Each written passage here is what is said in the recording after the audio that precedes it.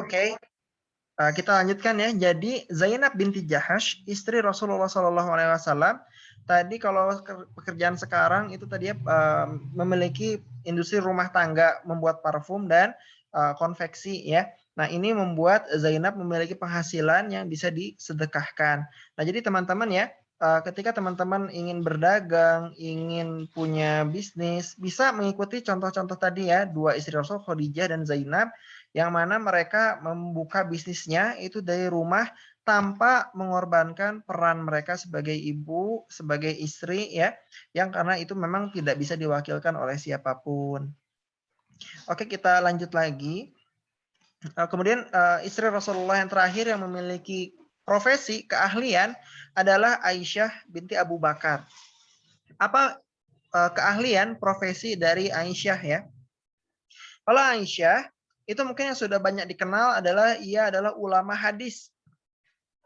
Rumah Aisyah itu berdempetan dengan mimbar Rasulullah SAW sehingga Aisyah yang terkenal dengan kecerdasannya, terkenal dengan kepintarannya, usianya masih sangat muda, banyak sekali belajar dari Rasulullah SAW, baik ketika Rasulullah mengisi mimbar di Masjid Nabawi maupun ketika Rasulullah hidup sehari-hari di rumah ya.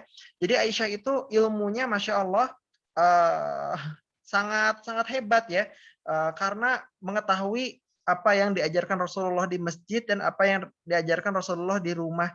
Sehingga ini membuat Aisyah sangat spesial. Aisyah merupakan orang keempat yang paling banyak meriwayatkan hadis. Kurang lebih 2000 hadis yang kita terima sampai sekarang itu dari Aisyah binti Abu Bakar. Jadi Masya Allah hikmahnya dahsyat sekali.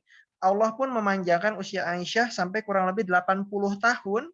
Ya, bayangkan teman-teman, Aisyah ditinggal wafat Rasulullah usia 18 tahun, berarti selama 62 tahun Aisyah menjadi rujukan kaum muslimin dalam bertanya ya, khususnya terkait dengan keluarga, nanti tabiin ya, itu para sahabat setelah Rasulullah wafat itu kalau mencari ilmu bertanya itu mereka kepada Aisyah ya.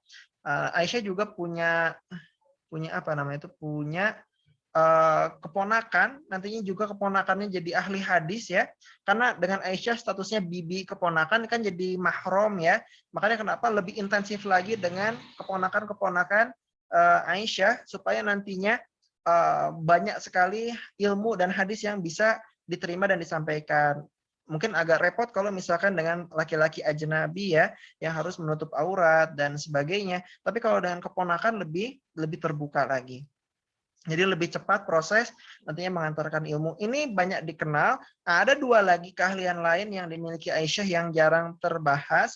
Yang kedua adalah Aisyah sebagai ahli nasab. Ahli nasab itu jadi misalkan contohnya saya Gilang bin Nurmawan bin Oji bin Omon bin Sukatma. Nah, jadi rantai-rantai keluarga di kota Mekah ya, itu Aisyah banyak sekali mempelajari ya.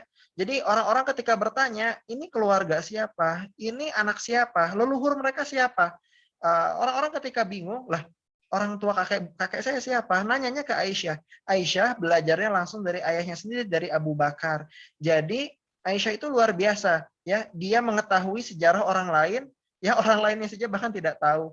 Saya punya leluhur. Siapa leluhur saya? Nggak hafal namanya. Berapa rantai banyak ke atas, itu Aisyah bisa menjelaskan. Karena Aisyah belajar dari Abu Bakar. Abu Bakar sebagai kepala suku dari Bani Taim, juga banyak mempelajari ini ya, riwayat keluarga-keluarga, khususnya dulu di kota Mekah. Cek, mohon maaf tadi ada gangguan koneksi. Baik, kita lanjutkan lagi. Tadi sampai Aisyah ya, Aisyah. Cek. Baik, kita ulangi lagi ya. Tadi Aisyah yang pertama sebagai ahli ilmu hadis ya. 62 tahun setelah Rasulullah wafat, para sahabat bertanya ilmu hadis pada Aisyah sampai-sampai Aisyah menjadi ranking 4 dari periwayat hadis terbanyak, kurang lebih 2200 hadis itu Aisyah yang meriwayatkan. Jadi betapa banyak ilmu yang kita dapatkan sekarang itu diantaranya adalah hadis-hadis dari Aisyah khususnya tentang keluarga. Jadi para sahabat bertanya seperti apa Rasulullah, Maka Aisyah menjawab gitu kan. Karena sahabat-sahabat lain itu sedikit yang mengetahui tentang bagaimana Rasulullah di rumahnya ya. Jadi Aisyah lebih banyak mengetahui tentu saja karena sebagai istri Rasulullah Shallallahu Alaihi Wasallam. Yang kedua, Aisyah sebagai ahli nasab ya. Kalau sekarang mungkin ahli sejarah mungkin ya. Jadi yang ini hebat gitu kan, bagaimana Aisyah bisa mengetahui rantai keluarga dari orang-orang yang orang lain saja tidak tahu gitu kan, leluhur saya siapa gitu kan.